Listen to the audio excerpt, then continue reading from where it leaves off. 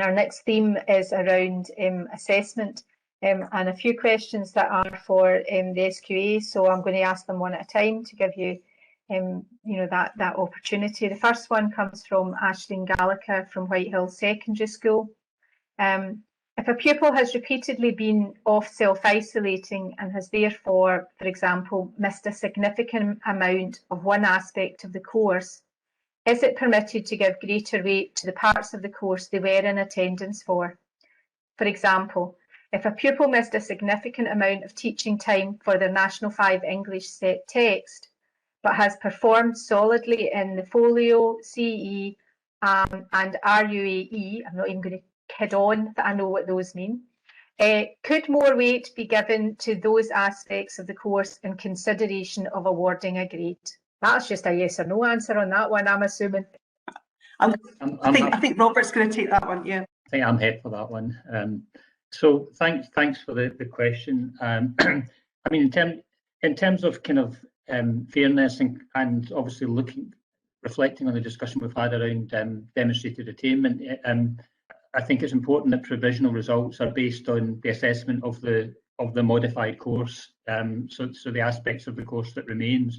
So in terms of this specific example, the Scottish text part, which is worth 20% of the overall course, couldn't be, you couldn't decide to ignore that or not assess that. But of course, we're not in external assessment. We're obviously assessing internally, and teachers are assessing. And there's as we've said before, teacher professional judgment on that evidence base is important. So there is the possibility to narrow the approach to that particular aspect of evidence or component that is problematic. So it might be possible for teachers to take a strategy around potentially narrowing the amount of text that's studied in that section, or reduce the number of poems, or restrict a certain aspect of a particular text to make up for lost teaching time, to almost take a bit of a personalised, more narrow approach there, because teachers are in control of the assessment process, as opposed to just turning up for the exam and hoping for the best that you get a question that's going to fit the text that have been studied. So so that is possible. I think also it's worth noting that consideration of supplementary evidence, maybe from earlier in the course, is a factor that comes into play in internal assessment more so than external assessment. Not just in the English example, but there's another example that I could give to illustrate that. In admin and IT, that there was a concern that the lockdown after Christmas meant that some candidates who didn't have access to particular equipment, or the equipment that they did have access didn't allow them to access the software that they were able to use. And something like spreadsheets, for example, it's well known that if the young people are not able to practice the techniques and skills around that, there can be a deterioration. So we issued some guidance to say that if you find in your integrative assessment, your synoptic assessment towards the end of the course, that there's a deterioration in one element, for example, the spreadsheet element, but you've got supplementary evidence of stronger performance earlier in the course, then you can potentially use that in your decision making around allocating how well the student has performed in relation to that element of the course. That still was grounded in demonstrated attainment, but it's just allowing a bit more flexibility, particularly if strengths not evident in the summative assessment are due to recent prolonged absence. Thanks, Robert. Still on assessment, and it's kind of links to this is why are we being told that pupils need to complete assessments within the same time constraints as if they were completing them in exam conditions in a normal year, when most pupils will never have had the chance to practice this previously? Okay, do you want me to take that as well, this assessment, if that's okay? Yeah, so in terms of that, I mean, centres have flexibility to assess in the way they choose, and ensuring obviously some degree of consistency with the subject-specific requirements. And the time constraints they're mostly linked to what is reasonable to complete a task, rather than necessarily to mirror exactly the exam scenario. But we do need some degree of consistency to ensure a degree of fairness across the country. But for me, I think our advice has to be pragmatic here, especially if you're splitting or segmenting assessments, and giving candidates appropriate familiarity time, I think is acceptable. So for me, I wouldn't take a hard black and white rule here. I would be a little bit flexible in terms of the allocation. And in some of our subjects, particularly when we talk about splitting or segmenting assessment, we do advise that you should take cognizance of that in any time allocation. Not necessarily, that doesn't mean to say that you take an arithmetical division of the original question paper, but you ensure that there's appropriate familiarisation time that's put in place for centres. So I wouldn't think that we should take a very strong hard and fast rule. I think people need to, given it's internally assessed, they need to work within the broad parameters, but be reasonable. Thanks, Robert. And I should have said that question came from Gordon Black at Brayview Academy. Moving on, sorry, that wasn't from. No. This next question is from Gordon Black from Brayview. Given that different centres inevitably will have a range of assessment evidence with potentially different levels of demand, some assessment items in any QP are always more demanding than others. From which to establish provisional grades for consistency across the country, what advice does the SQA give on cut-off scores? So that one's from Gordon at Brayview Academy. I can start on that one, and maybe Robert might want to come in. But okay.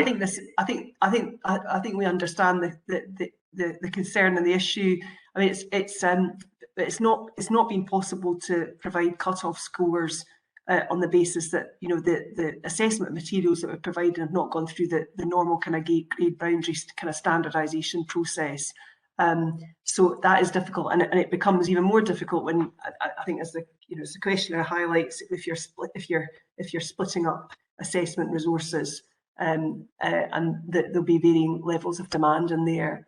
We have provided, and I think we're very conscious of that challenge, and we've provided some further guidance in an SQA Academy course around making judgments with some exemplars in there about how to try and provide further advice to you on how that might be done best. In addition, the quality assurance process, both at a local and national level, will provide assistance, and there'll be a feedback loop as part of that. The understanding standards materials are critical here as well at a individual course level. So I hope you understand the challenges around the issue of cut-off scores, but we've tried to provide some advice around that on the basis of the kind of uniqueness of this year. But Robert might want to come in here, given his experience around grade boundaries in a normal year. Yeah, thanks, Fiona. Yeah, just to obviously echo that we can't, with internal assessment, you can't replicate that specific aspect that you have when everybody's sitting the exact same assessment within the exact same time on the exact same date. I think for me, it's also complicated because we might have a basket of evidence for candidates, and you might even have some candidates with different evidence across the same class and cohort. Particularly if you're maybe taking some additional strategies to deal with candidates that have maybe been disrupted or self-isolating, etc. So putting a numerical value on it is not always the best approach. However, it is a useful guide. I mean, if I was still in the centre, I would probably be using a kind of notional cut-off as a broad guide, but I would be looking at the evidence against the grade criteria, against the understanding standards exemplification, and I would be reflecting on whether this is an A candidate, a C candidate, a B candidate, a D, and so on, and taking that into the discussions that we have in terms of any kind of local moderation that you have. But essentially, if you feel that the assessment approach you've created is more or less demanding than expected, then there is the ability to take that into account within the grading process. But the idea of saying that across the country everybody raises it by 1 mark or goes it by 2 marks, etc. I think within any internal assessment process, you're not going to get that degree of specific approach, and we have to accept a broader approach linked to the basket of evidence that people have got. Okay, thank you, Robert. Final question in this section, and I'll maybe pass it to Andrea to start, and colleagues from the SQA can come in on it, from Mark Lawrence at Bathgate Academy. Are the mitigating factors that many pupils have faced to be taken into consideration when marking coursework? For example, is there the possibility of best case scenario, bearing in mind that pupils have been absent from school for a longer period of time in the present year than in 2019-20 school year, when best case scenario was implemented? Andrea? So I think that this is basically asking again about inferred attainment, and that's not what features in the model, you know, as Jean's outlined and as I've already said myself.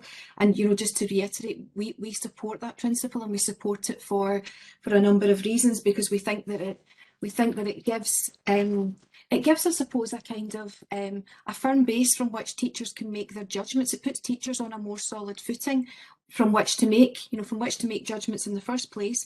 And in terms of those judgments being open to any question by students or by parents, who've got, particular interest in their children doing well, it's really helpful for teachers to be able to point to the evidence and to say, here's why this judgment was made.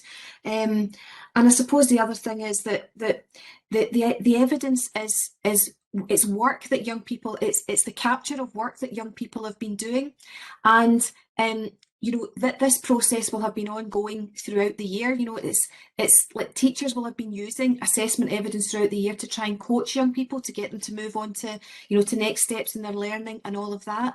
So evidence really drives how we teach, as well as how we assess and how we inform the next steps in young people's learning. So it's absolutely crucial to the learning and teaching and assessment process.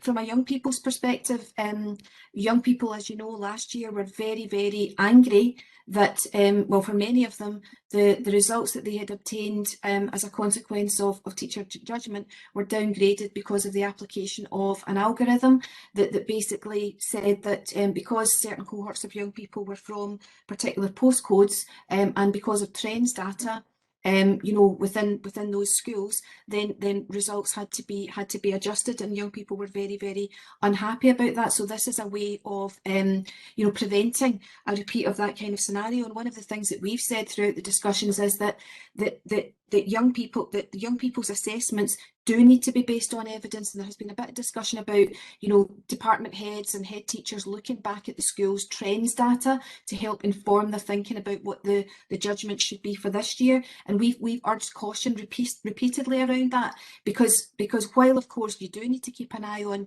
the bank of data that a school builds up over time, the bottom line is that what young people produce this year is the basis from which judgments should be made about how they've done within this particular qualification. So for us, it's a way of ensuring fairness for young people, and particularly that being particularly important in light of the experiences of last year.